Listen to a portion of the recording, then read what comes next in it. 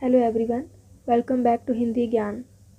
आज की हमारी इस वीडियो में हम भाषा व्याकरण का 4th पार्ट स्टार्ट करेंगे और सीखेंगे कि क्रिया क्या होता है और उसके कितने भेद हैं। चलिए शुरू करते हैं। क्रिया यानी कि वर्ब।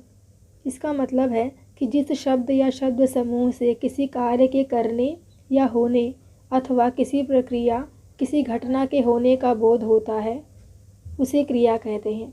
यानी किसी भी काम को पूरा करने के लिए जो किया जाता है उसे क्रिया कहते हैं। उदाहरण, जया पत्र पढ़ती है। अब देखिए, जया जो है वो पत्र पढ़ रही है। जया का पत्र पढ़ना एक कार्य है, एक क्रिया है। संध्या गाती है। संध्या का गाना गाना भी एक क्रिया है। बच्चा खेल रहा है, क्रिया।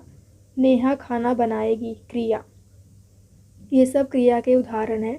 उपरोक्त वाक्य में पढ़ती है, गाती है, खेल रहा है और बनाएगी, ये सब क्या है? क्रियाएं। कर्म के आधार पर क्रिया के दो भेद हैं। कर्म यानी क्या? कोई भी काम करना, तो उसके आधार पर दो भेद हैं, सक्रमक और अक्रमक। बहुत ही सरल है। सक्रमक यानी कि जब कोई सेंटेंस आपको गिवन है, यदि उस सेंटेंस का आप प्रश्न बनाते हैं तो उस प्रश्न का उत्तर आपको उस सेंटेंस में मिलना चाहिए। फॉर एग्ज़ाम्पल, दिया गया है माया पत्र पढ़ती है। इस सेंटेंस में मेन कर्म क्या है? पत्र, और क्रिया क्या है? पढ़ना। यदि मैं प्रश्न करूं कि माया क्या पढ़ती है, तो उसका उत्तर क्या होगा? पत्र। यानी पत्र जो है वो कर्म है और पढ़ती है वो क्रिया है। तो जो सक्रमक क्रियाएं होती हैं उनमें प्रश्न बनते हैं और उसका उत्तर आपको तुरंत मिल जाता है। अब देखते हैं अक्रमक क्रिया क्या होती है।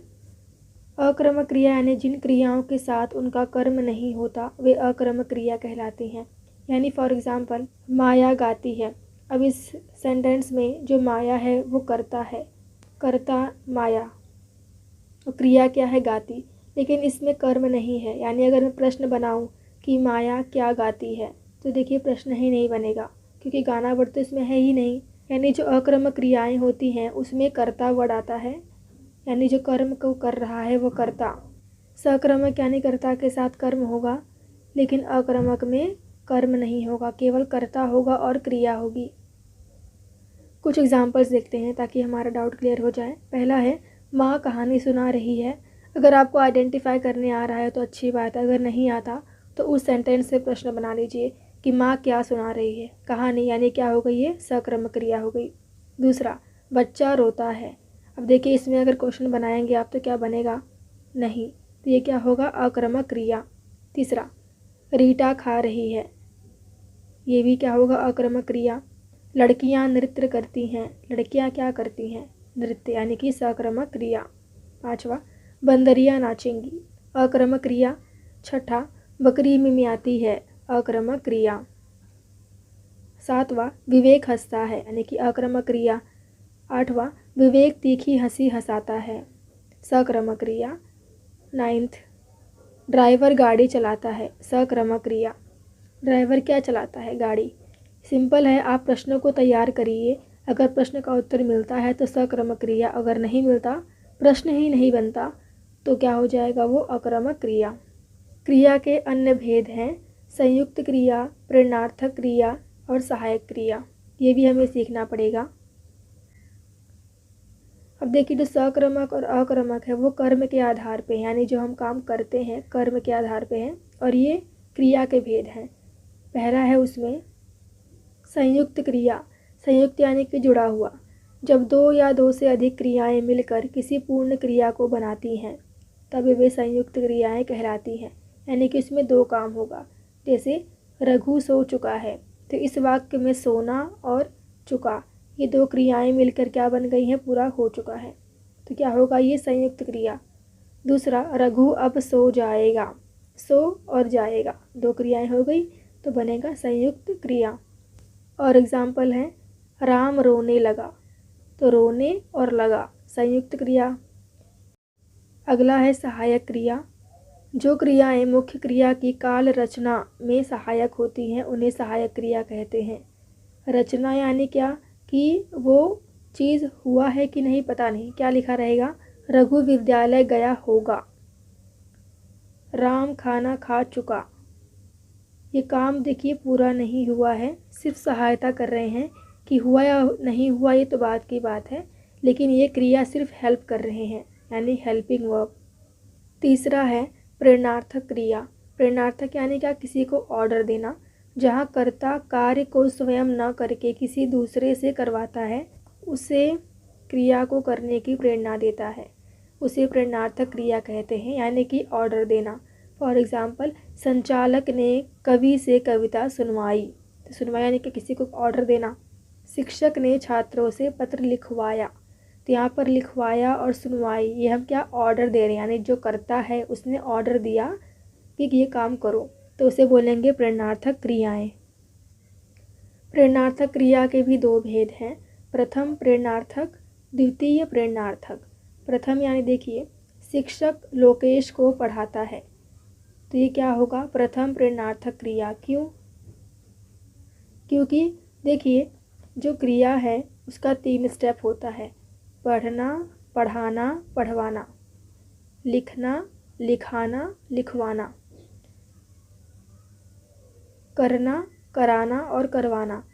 ये हमने ऑलरेडी सीखा है। तो ये 3 स्टेप होते हैं, इसमें हमें सिर्फ प्रथम और द्वितीय को लेना है कि शिक्षक लोकेश को पढ़ाता है, तो पढ़ाता और पढ़वाना। पढ़ाता जो फर्स्ट होगा यानी प्रथम प्रेरणार्थक क्रिया, और पढ़वाता ये द्वितीय प्रेरणार्थक क्रिया होगा। अब इस उदाहरण में शिक्षक लोकेश को पढ़ाता है, यहाँ पे जो करता है उसने लोकेश को पढ़ाया, पढ़ाता प्रथम है, पढ़वाना दूसरा है, तो प्रथम प्रेरणार्थक क्या होगा, पढ़ाता है। और दूसरे में देखिए, शिक्षक लोकेश को शिवम से पढ़वाता है, यानी कोई दूसरे से दूसरा काम करवा रहे हैं, तो यहाँ पर पढ़वाता जो क्या होगा, द्वितीय प्रेरणार्थक क्रिया। यहाँ पे और स्पष्ट लिखा है कि पढ़ने की क्रिया स्वयं न करके लोकेश को करने की प्रेरणा देते हैं, तो यहाँ पर क्या होगा, प्रथम प्रेरणार्थक क्रिया। और दूसरे वाक्य में कर्ता शिक्षक दूसरे कर्ता, यानी कि दूसरा कौन यहाँ पर आ गया, शिवम, तो शिवम को लोकेश को पढ़ाने की प्रेरणा देता है, अतः पढ़वाता है, तो क्रिया क्या होगा, द्वितीय प्रेरणार्थक क्रिया। एक और एग्जाम्पल है, संचालक ने कवि से कविता सुनवाई। अगला है, निम्नलिखित वाक्यों में से रेखांकित क्रियाओं के भेद पहचान कर लिखिए। अब देखिए क्रिया पहचानना है। पहला है, मैं अपना काम कर चुका। फर्स्ट में कर चुका यानी क्या होगा, संयुक्त क्रिया, दो क्रियाएं जुड़ रही हैं। दूसरा है, मैं अब घर जाने लगा, ये एक सहायक क्रिया है, जॉइंट वर्ब है। तीसरा, सभी छात्र समूह गान गाने लगे, सहायक क्रिया। लगे, लगना, होगा, ये सब लास्ट में अगर गा वर्ड लगा तो उसे हम सहायक क्रिया बोल सकते हैं। माँ ने खाना बना दिया, यहाँ पर बना दिया यानी संयुक्त क्रिया। अगला प्रश्न है, निम्नलिखित वाक्यों में से प्रेरणार्थक क्रियाएं यानी प्रथम और द्वितीय प्रेरणार्थक क्रियाएं पहचाननी है। जज ने फांसी दिलाई, अब यहाँ पर सिर्फ दिलाई है, एक करता है और एक काम है, तो प्रथम प्रेरणार्थक क्रिया। देन सेठ ने चोर को पिटवाया, अब देखिए सेठ ने चोर को पिटवाया है, किसी और से पिटवाया, तो द्वितीय प्रेरणार्थक क्रिया। इस प्रश्न में निम्नलिखित वाक्यों में से सहायक क्रियाएं पहचानिए। पहला है, उन्होंने देश सेवा का व्रत लिया होगा, ये होगा क्या होगा, सहायक क्रिया। लास्ट में गावड़ होगा तो वो सहायक क्रिया होता है। दूसरा, एक वाचनालय खोला गया, गया। अपना भोजन स्वयं बनाना पड़ेगा, पड़ेगा क्या होगा, सहायक क्रिया।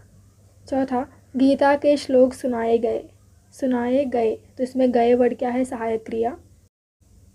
अगले प्रश्न में है, निम्नलिखित क्रियाओं के प्रथम एवं द्वितीय प्रेरणार्थक क्रिया रूप लिखिए। पहला है हारना, तो हराना, हरवाना।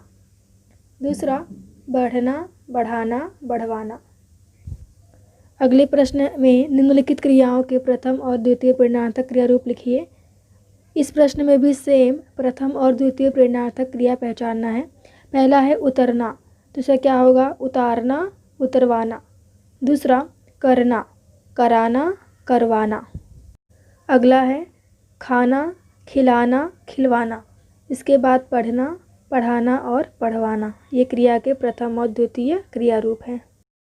अगला प्रश्न है, निम्नलिखित वाक्यों में से सहायक क्रियाएं पहचान कर लिखिए। पहला है, आप निसंकोच घर से निकल जाइए, जाइए। दूसरा, क्या तुम मेरे साथ फुटबॉल खेलने चलोगे, चलोगे यहाँ पर सहायक क्रिया। तीसरा, माली ने मुरझाए फूल तोड़ दिए। दिए सहायक क्रिया। और इस तरह से वीडियो समाप्त हुआ। Thank you for watching.